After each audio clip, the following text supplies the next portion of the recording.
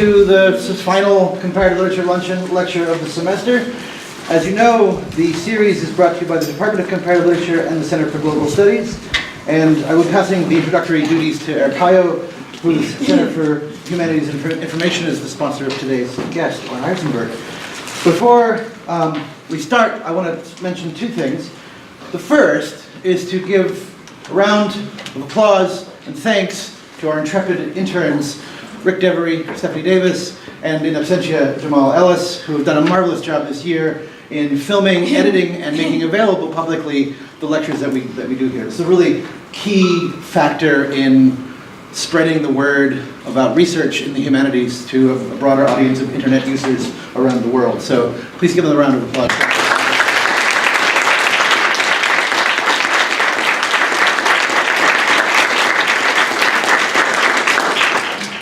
And secondly and finally, I want to mention a teach-in on climate change and environmental policy in the age of Trump that's happening tomorrow evening, 6:30 to 8 in Foster Auditorium. This is the finale also of a series of concerned faculty teach-ins. I'll just pass around the poster here. But it involves a number of faculty from around the college and, thank you, and should be a really stimulating and important event, sandwiched between the March for Science last weekend and other Earth Day events coming in the future. Obviously, we don't have a Comparative Literature Luncheon series without a planet. So. All right, without further ado, I pass you to Eric Hayo. Hi everyone, thanks for coming. It's my pleasure to introduce Oren Izenberg, who's our speaker today. He's an associate professor of English at the University of California at Irvine, the author of a book, Being Numerous, Poetry and the Ground of Social Life, Princeton 2011. The book, like Oren's other work, including pieces that have come out recently in PMLA and non-site that belong to some extent here and there to a second project, represent, I think, some of the finest and most careful thinking through of the stakes of poetry today, not only for the academic discussion of poetry, but for poetry itself, and indeed, as you'll see in the talk, for philosophy. I want to read you just one sentence, which was from a very negative and nasty review of Oren's book by a colleague of his, delightfully, at the same university. Let us all pray for such colleagues. Nasty is maybe too strong. I don't know, but it was very negative. Is not at all unfair. And this was issued in the manner of a complaint. But the sentence says, Oren Izenberg is a philosopher who thinks about poetry as a general idea. And this was then opposed to someone who would be a historian who would think about poetry, which was the right kind of person to be thinking about poetry. Oren, according to this person, was clearly the wrong kind of person. But just as we all have different tastes in the world, it turns out that for my taste, having us listen to a philosopher who thinks about poetry as a general idea today is exactly the thing I'm in the mood for and the kind of thing I like. So I hope you'll join me in welcoming Oren Izenberg to Penn State.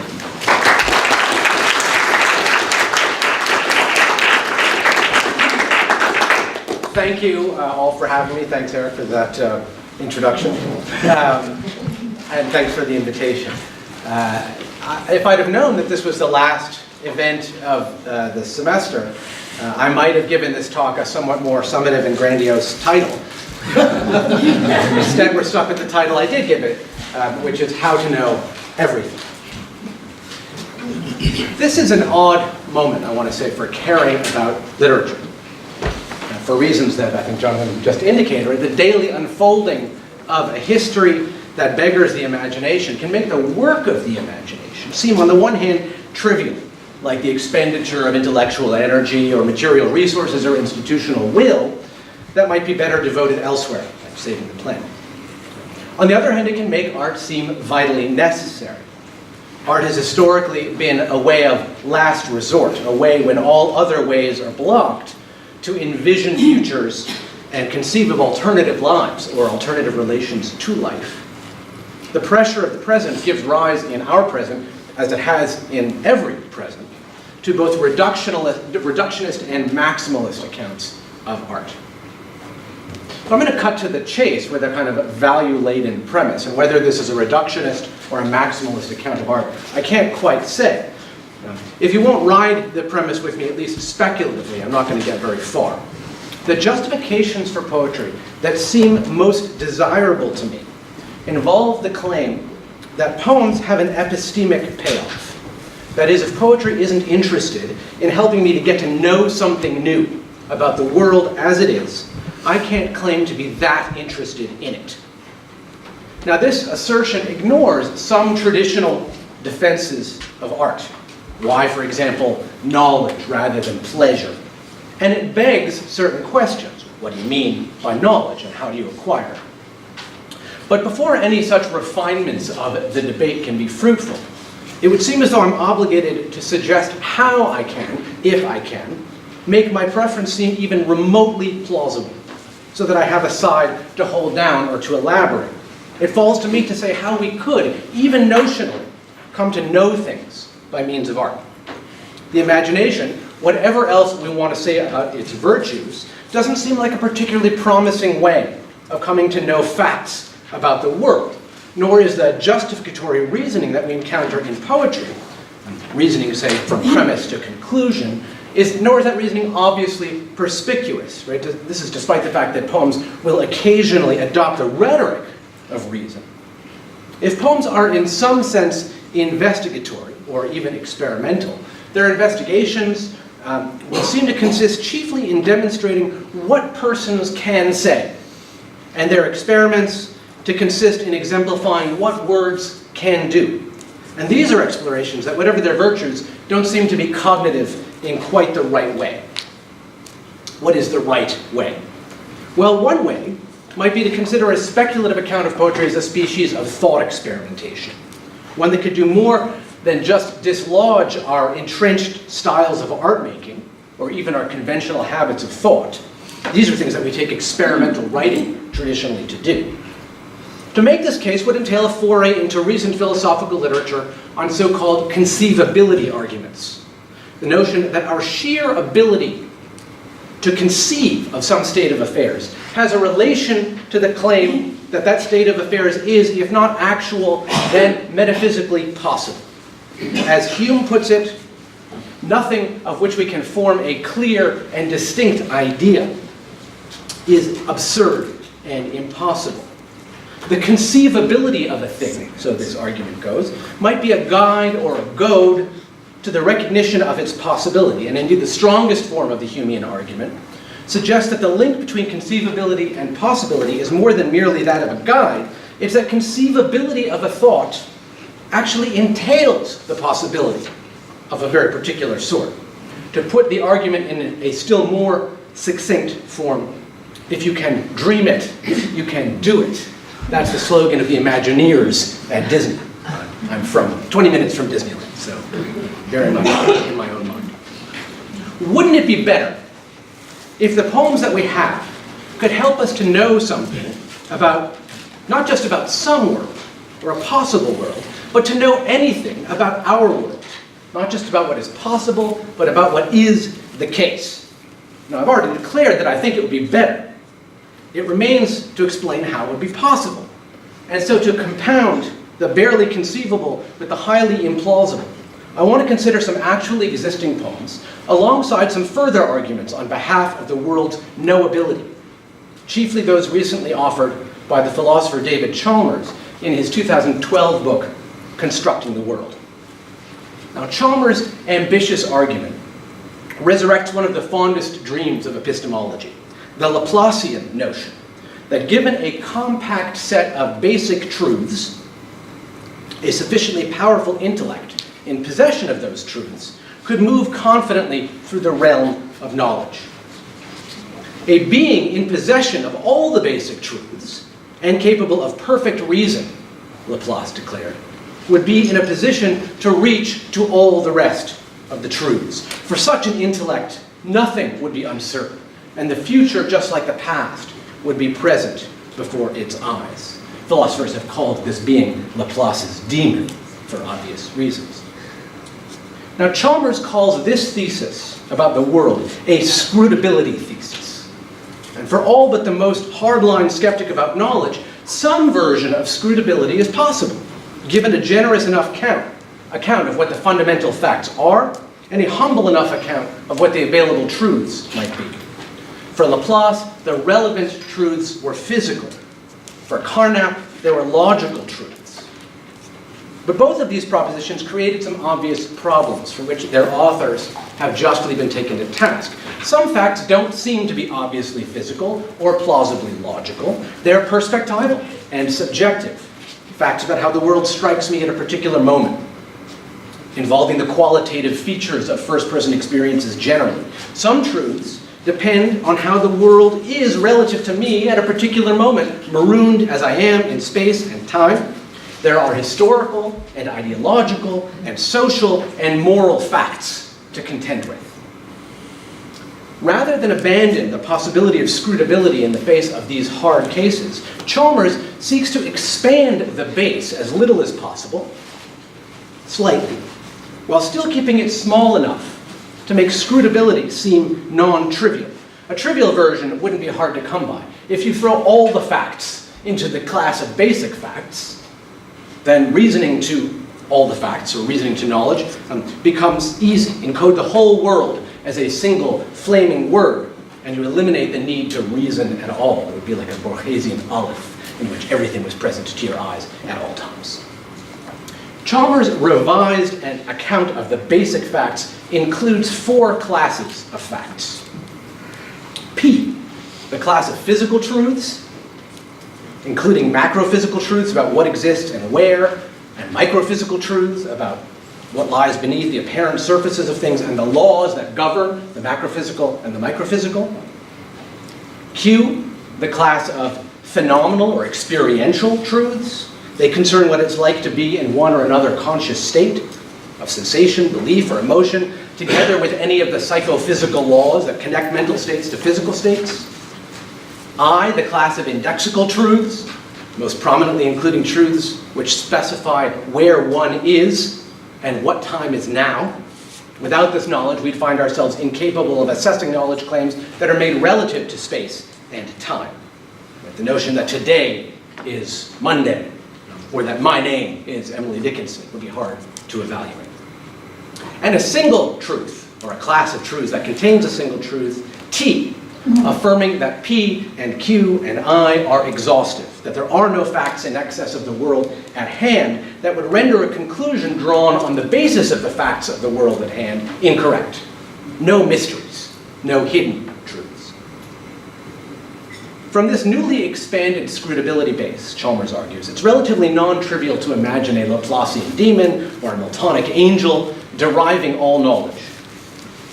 But what do such figures as demons or angels have to do with us, or neither angels nor demons?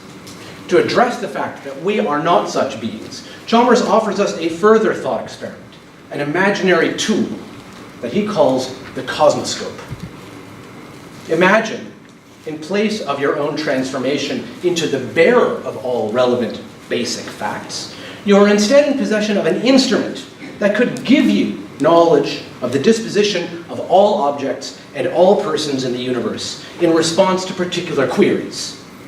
It has the ability to move us through space and time, to focus in on any chosen sector, and to show you everything that is present within it, from the macroscopic to the microscopic. It's capable of prodigious feats of information storage, retrieval, and calculation. More than just a repository of information and calculation about the physical world, the cosmoscope is also a virtual reality device. It can show you what it is like to be any entity at a particular time or place from the inside, give you its perceptual, intentional, and affective state.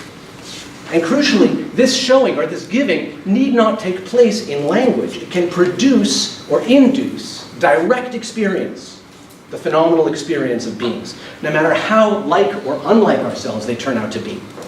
Such knowledge might be had in the form of imaginative states.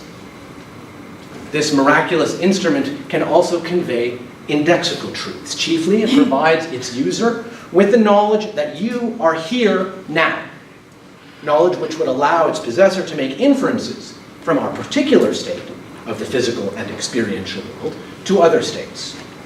And finally, the cosmoscope can indicate for you one other aspect of the fundamental truths, that they are total. that the world is no bigger than it needs to be to accommodate the truth of P and Q and I. T says, in effect, that's all. No mysteries, or at least none that would invalidate the conclusions that you draw based on everything that you already know. Chalmers concedes that the cosmoscope is what he calls a highly fanciful device. There it is. Its purpose in his argument is simply to make vivid what an idealized reasoner who entertained the hypothesis of the unity of P and Q and I would be able to do. But one might imagine that the reality of the cosmoscope presents us with greater problems than mere non-existence. A tool so powerful might well alter what it purports to convey. To decrease the possibility that our means of knowing itself might make full knowledge impossible, Chalmers consents to make the cosmoscope, already so notional, even more withdrawn. And this is his argument. We can think of the cosmoscope as a non-physical device that interacts with the physical and phenomenal world at only one spatiotemporal location. We can suppose that an individual is locked in a room and that the cosmoscope ensures that everything outside the room goes on as it would have if the cosmoscope had not been used, and that the cosmoscope afterward removes all traces of its use.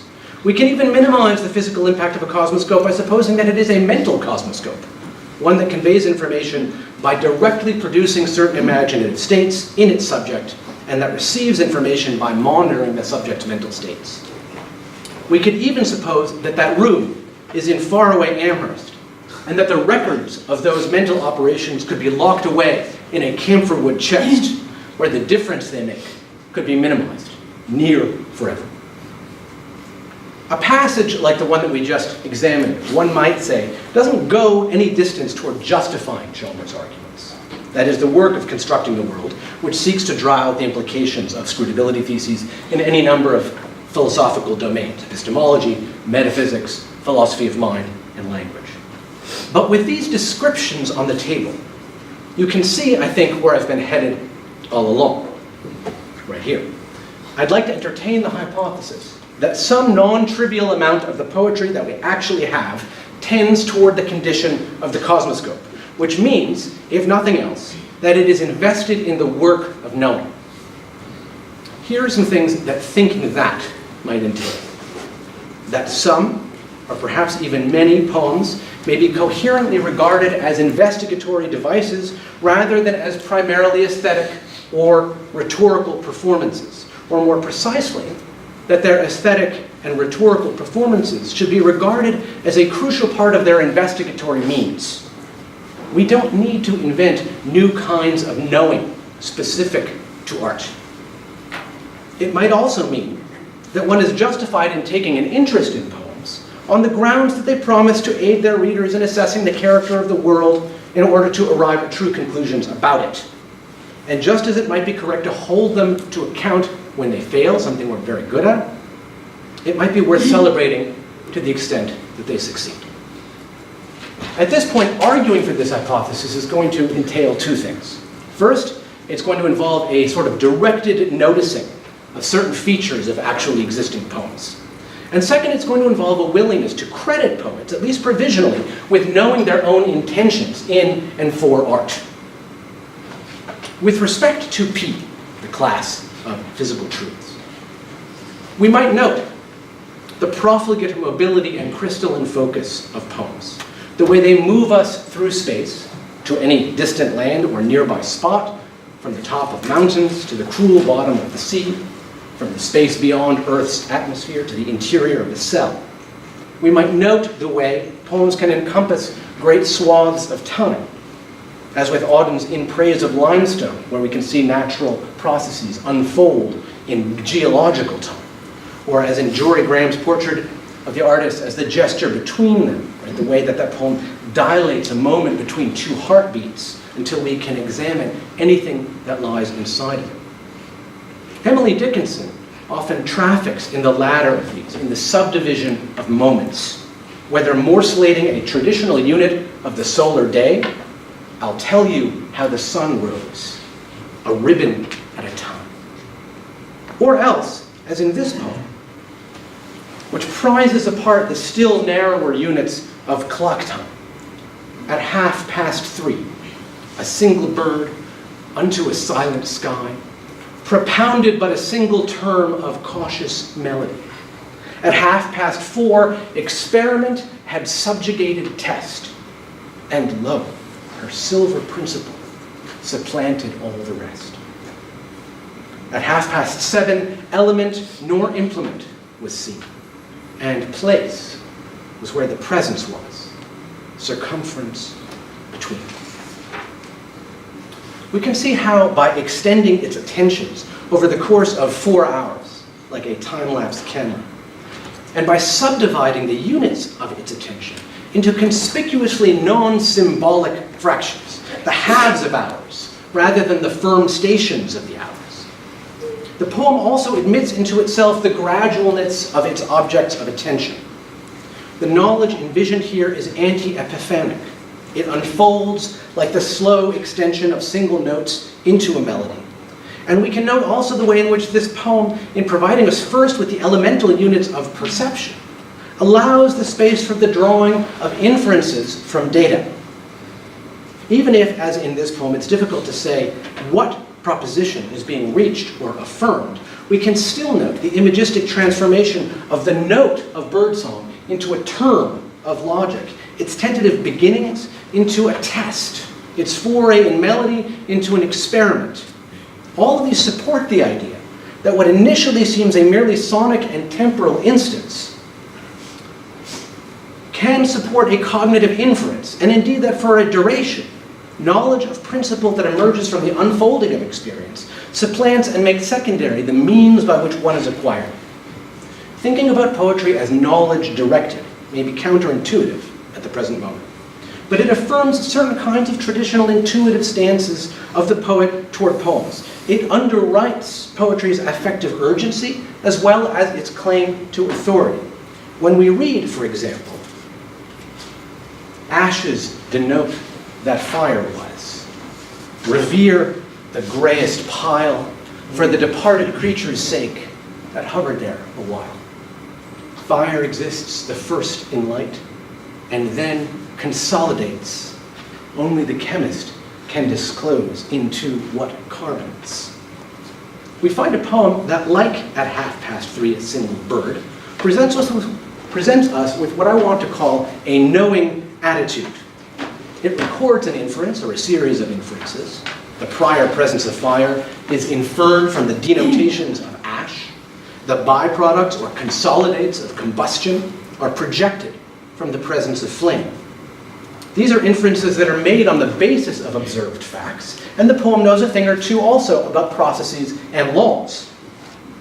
The fact that a poem's vocabulary is scientific may lend a certain privileged shine to the attitude of knowing. Many have noted, for example, Dickinson's early interest in and aptitude for the sciences in her brief period of formal education at Amherst Academy and Mount Holyoke Seminary. But I don't want to make too much of this. Dickinson's poetry leaves a fair amount to expertise or to experts. The chemist here joins a parade of experts in her poems, savants and philosophers and geologists who provide this poet, as it were, with second-hand facts and laws. I concede that poems, and maybe not even this poem, don't seem like particularly rich repositories of physical fact or physical law.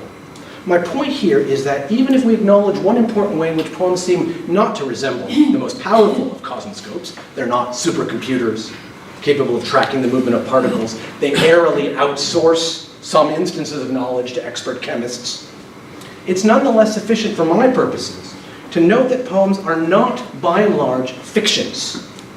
In them, we are not encountering the fictive speech acts of imagined persons, but rather language oriented toward the world that we inhabit and aiming at saying something true about it.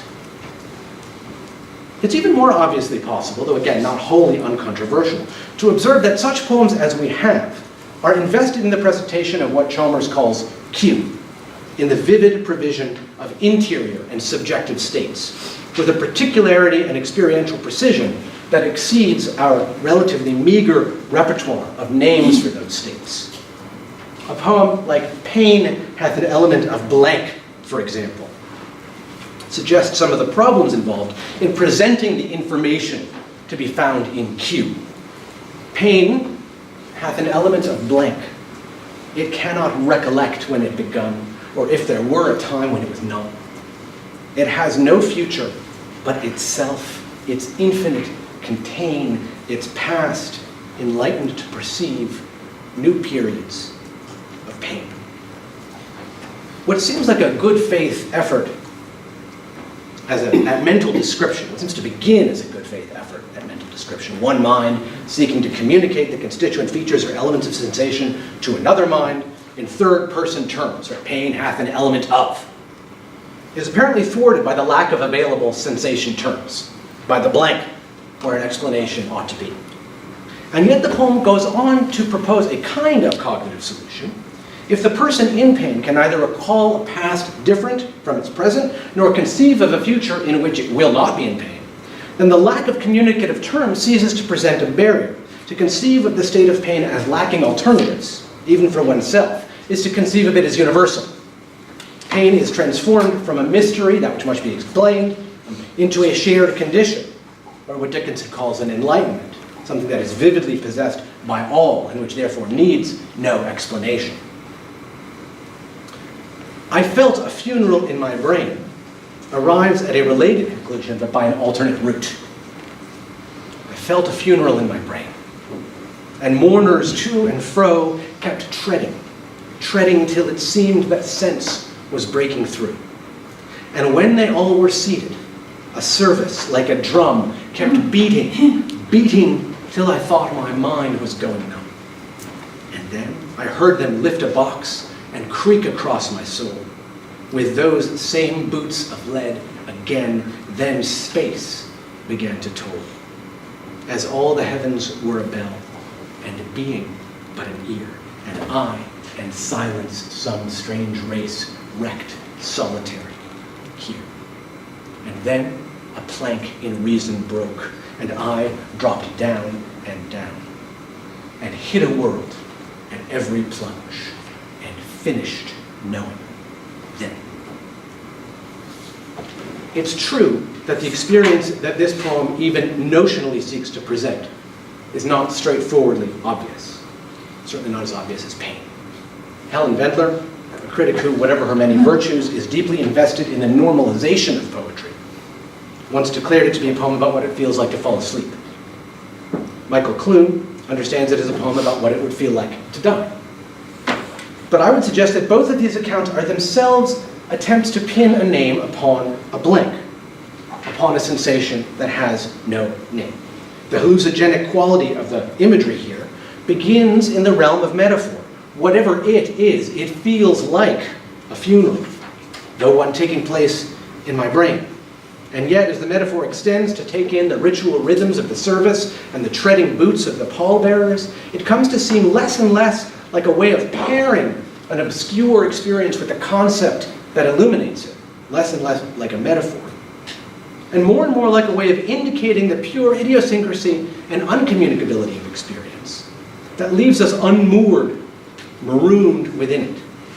In a certain sense, all experiences are like the experiences of death or sleep. Just as we can't render Dickinson's manuscript into print without losing crucial aspects of its formal daring, we can't bring that which is not knowledge, which is experience, into the realm of knowledge without losing its non-cognitive or phenomenal character. But to call this character phenomenal is not necessarily to call it uncommunicable. In this poem, we might note Dickinson's constant recourse, not to the realm of figure, but to the literalness of sensation, to the treading and beating and tolling of her verbal performance. Such sounds neither produce nor attest to enclosure within experience. Rather, they provide a way of using experience as an index to its cause, indicating the contours of a world whose properties may be unconceptualized or unnamed, except by our experience of them.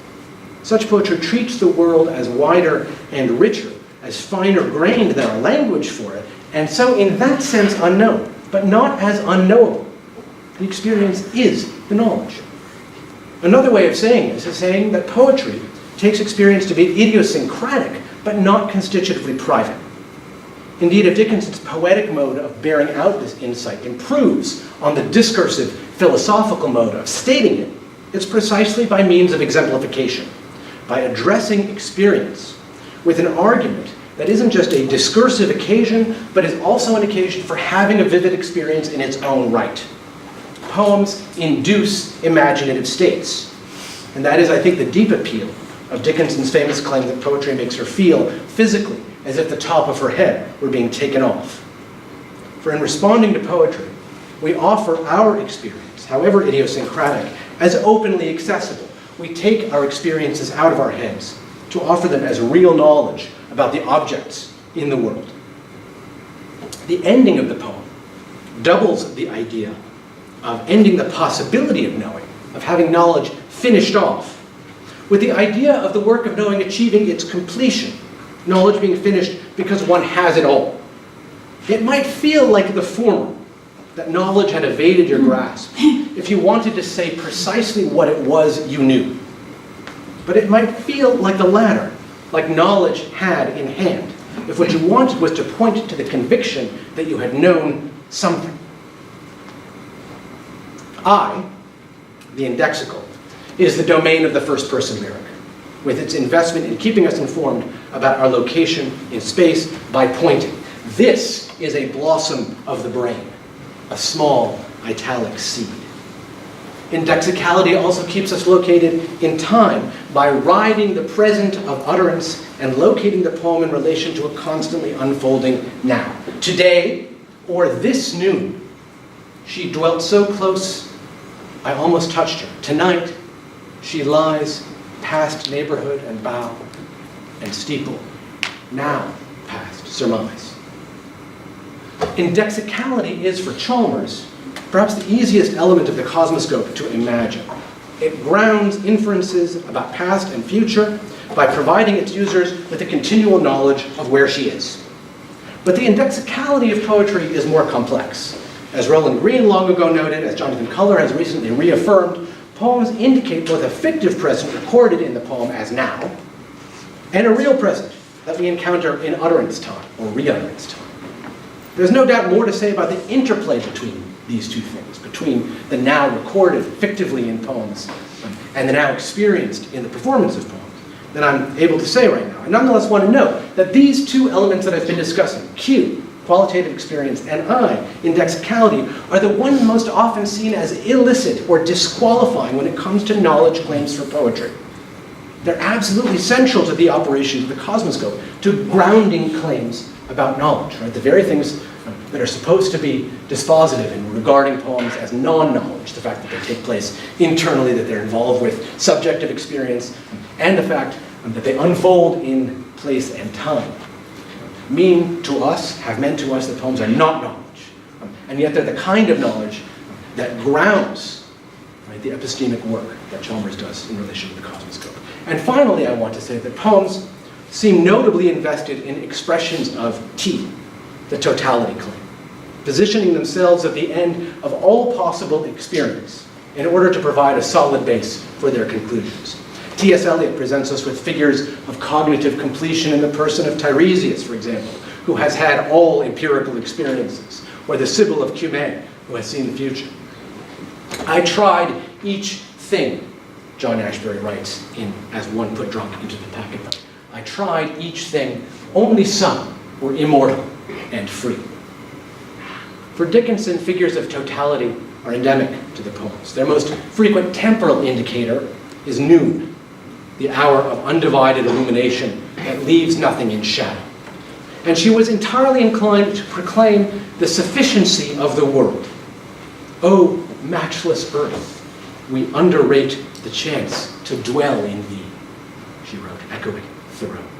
And she disclaims the possibility of overturning any conclusions we might reach by countenancing the existence of domains that are inaccessible to thought. I have no life but this, to lead it here, nor any death but less dispelled from there, nor tie to earths to come, nor action new, except through this extent, the realm of you.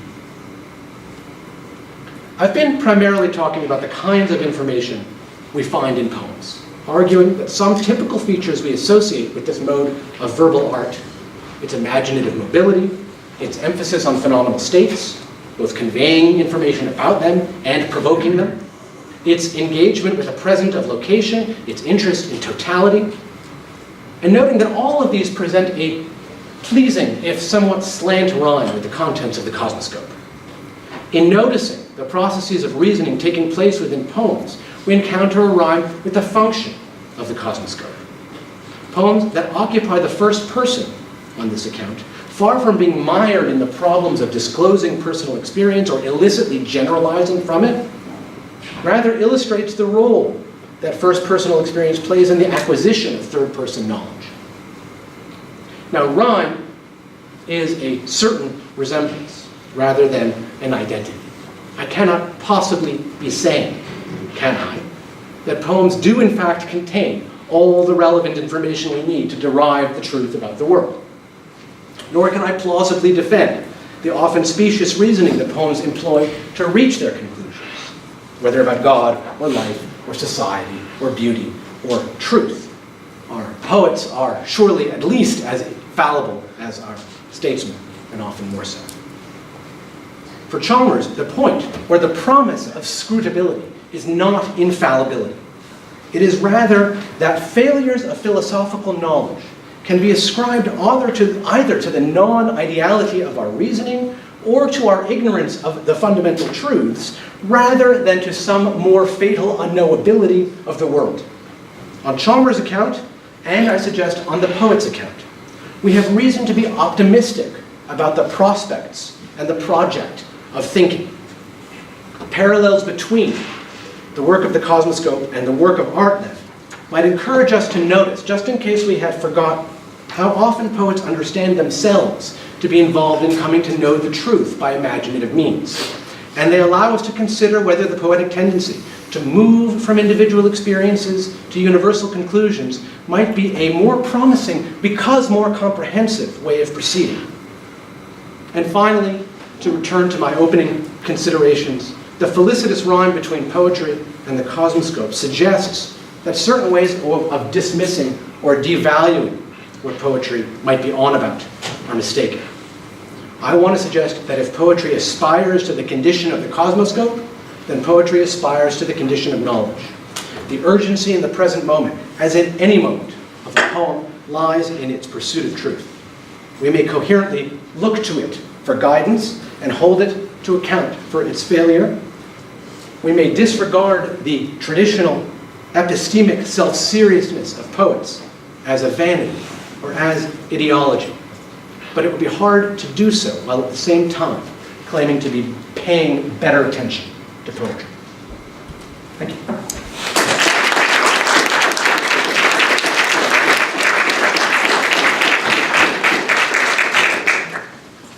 So thanks very much, Oren. We have some time for questions and discussion, which I'm sure will be very rich following that talk. I just wanted to start things off with an invitation to say a little bit more about what you called the rhyme between the cosmoscope and Dickinson's poetry. And I'm wondering if rhyming is really the figure that works there, because it sounds like there's a kind of actually that your dash or slant or whatever you want to put, you're going to actually doing something with essentially like the kind of logical reductivism of the Chalmers, which is kind of a Cartesian reduction, right? There are four things. And broad classes of things. Right, yeah, the sort of taxonomic logic, which is very different than the kind of phenomenological reduction of the epoché that you're suggesting, that invades or infects your language for Dickinson. And in bringing those together, right, in other words, the truth function of the work of ellipsis and dash and slant and so forth in Dickinson's work ends up aspiring to the sort of claim on totality and the claim on truth because it exceeds the scaffolding of Chalmers, right? In the argument because it corroborates the scaffolding of this whole system that you bring in with Chalmers. And I'm wondering if that actually does a certain kind of, if it's worth interrogating that rhyme. Is Chalmers necessary to have Dickinson's work do what you're saying it needs to do?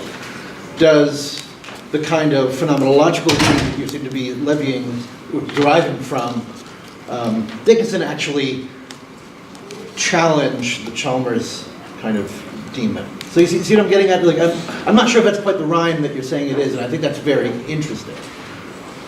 Or is that fourfold structure there necessary in the kind of process philosophy way, only to sort of get us to where we need to go and then throw it away? Well, I guess what I would say is this, right? That the necessary, not in a way that the argument must be present in order to come to the same conclusions. But what Chalmers helps us to see is, I think, two things. One, to be sensitive to an aspect of poetry that we're sometimes insensitive to, which is to say its non-fictional relation to making claims about the world, apart from experiential claims or internalist claims. So that Chalmers' category of P can help us to remember or to see that when poets make descriptive claims, when they locate us in space and time, it is very frequently the case that those spaces, those times, those descriptive claims are not fictional. And we tend to regard the persona of the poet, or the poem, or the speaker, as effacing or rendering fictional all descriptive claims within the poem, all physical claims within the poem. And I think that's just a mistake about poems. Right. Chalmers just helps us to remember that. What Chalmers also helps us to do, right, is to learn to value certain aspects of poetry, and this is sort of the point at which, on which I end, that have been traditionally devalued, at least from the perspective, the epistemic perspective, of coming to think that what poetry provides is knowledge of the same kind as, say, experience does. Which is to say, on the one hand, its location in space and time, and on the other hand, its obsession with, virtual obsession with, internal, qualitative, first-person experience. What Chalmers' reduction of experience into categories helps us to see is that those two aspects of the world are in fact fundamentally necessary for grounding epistemic claims and the ability to reason from particulars to universals. So in that sense, right, is Chalmers necessary?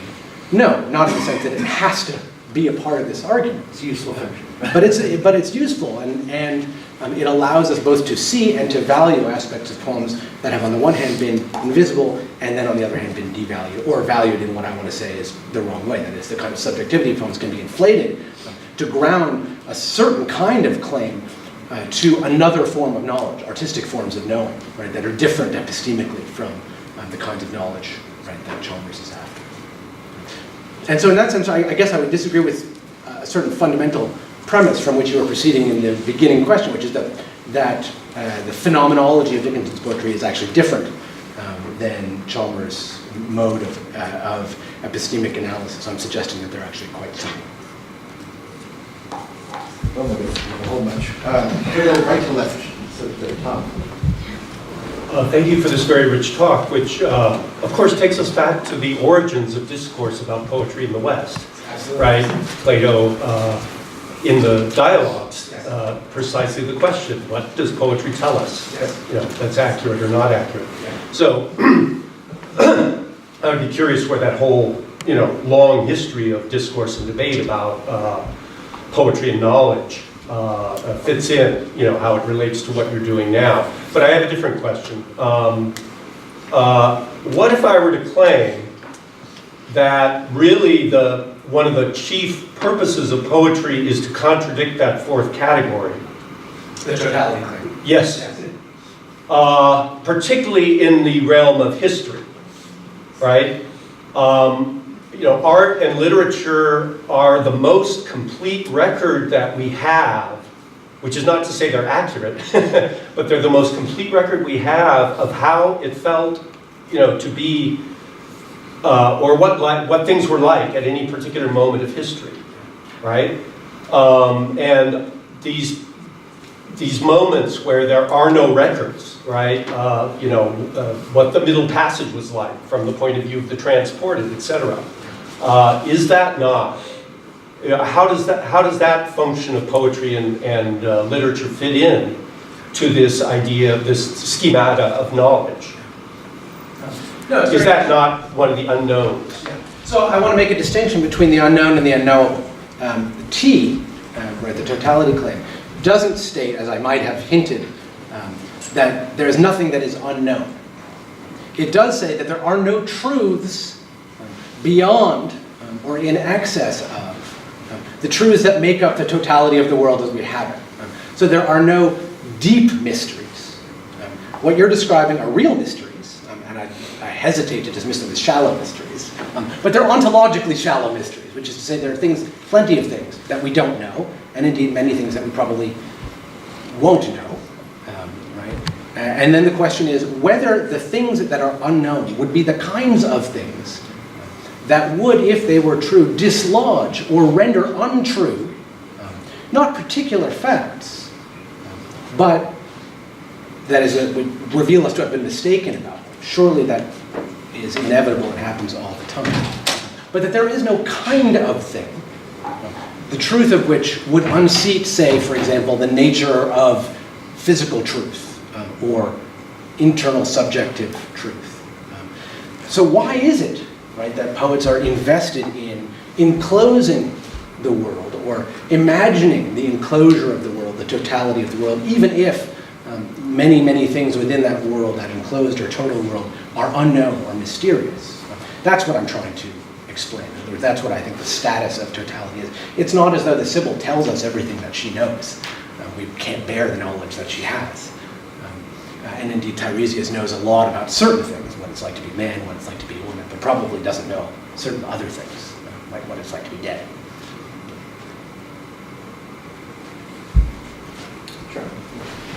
Thanks again. So I had a really good fortune to spend several weeks, a few summers ago actually, in a long workshop with David Chalmers and several other people who were working with questions of epistemology and embodied knowledge from the point of view of both literary studies, Buddhist studies, science, theory of mind kind of folks or whatever. And so I'm glad to hear that he's continued to think about this.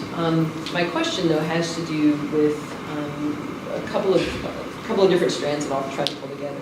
One is that I think it's important to situate Emily Dickinson in her time and place to a certain extent to understand some of the things that she was encountering coming from her transcendentalist friends and certain notions of knowledge. I don't think it's a coincidence that noon and the moment of total illumination, right, is where she spends most of her time, poetically speaking.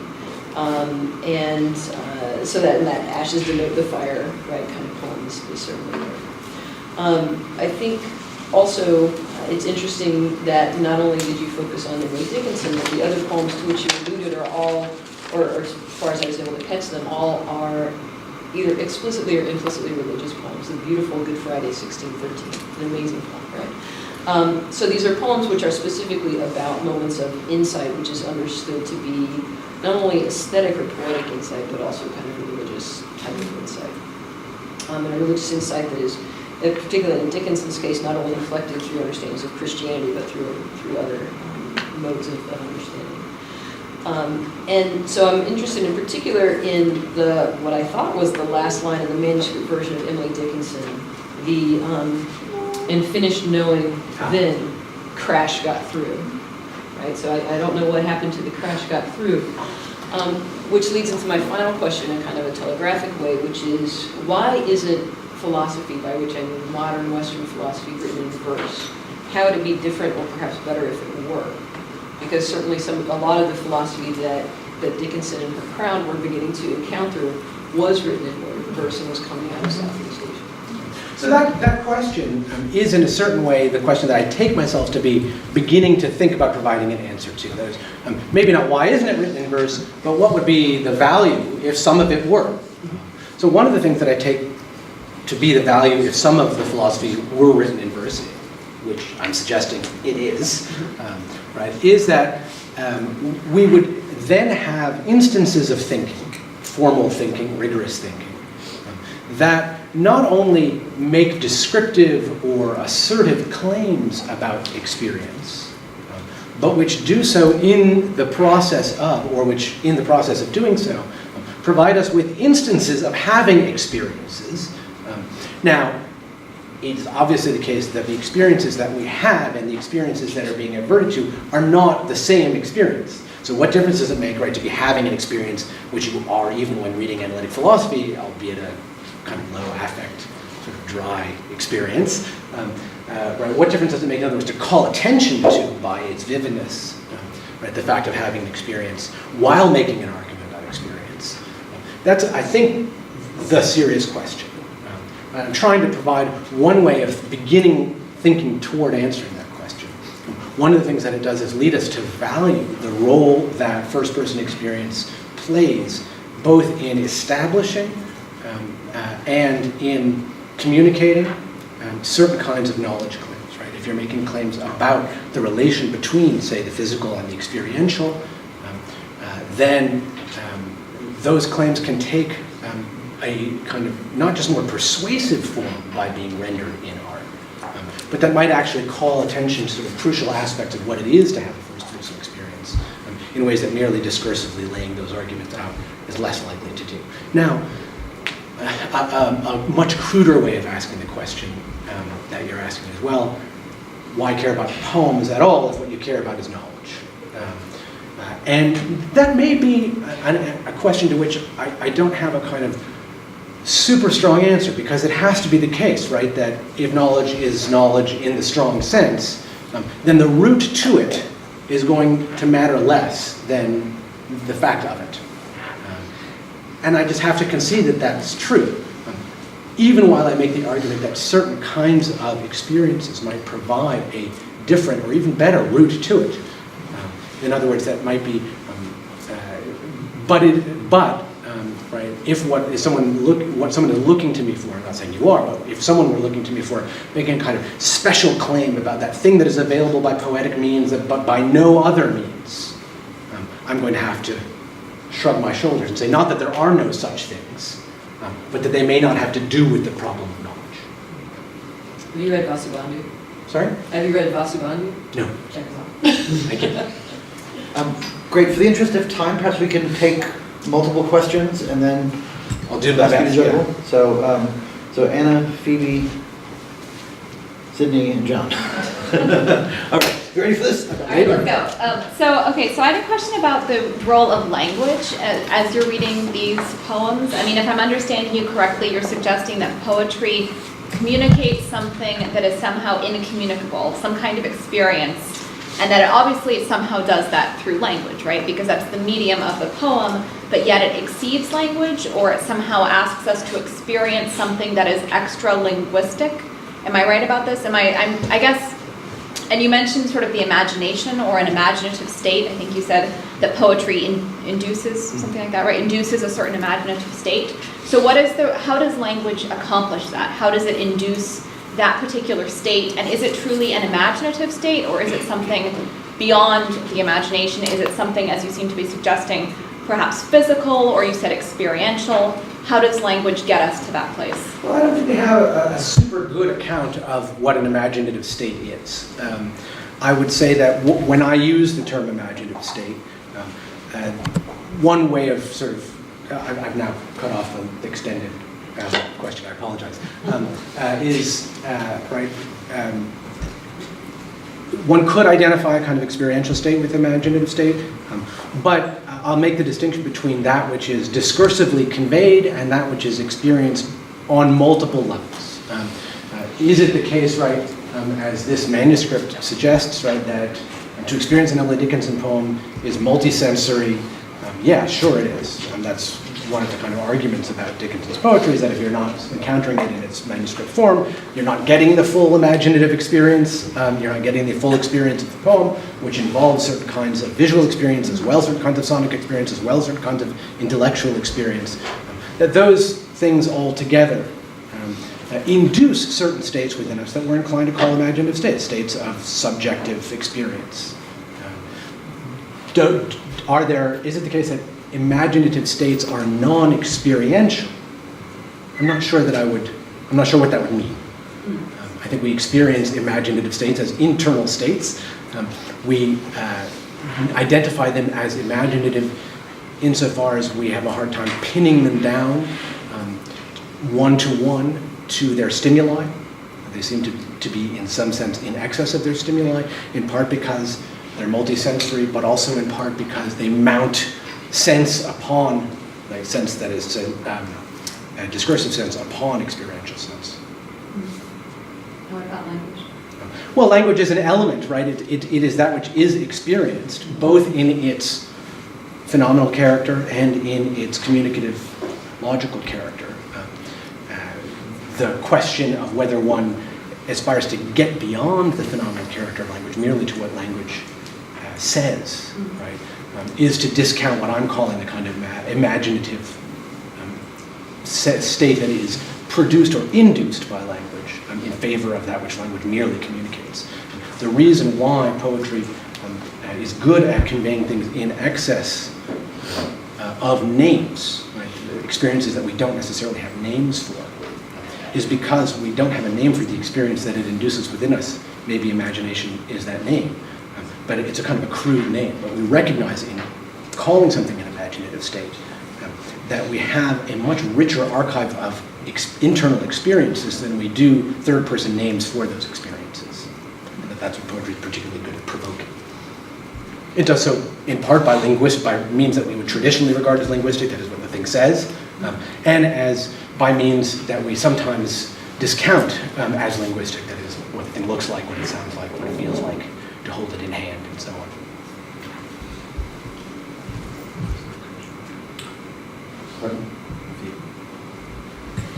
Yeah, I think, well, yeah, we have about a minute and a half left, so we can start string together these 3 questions. Okay, Odyssey 11.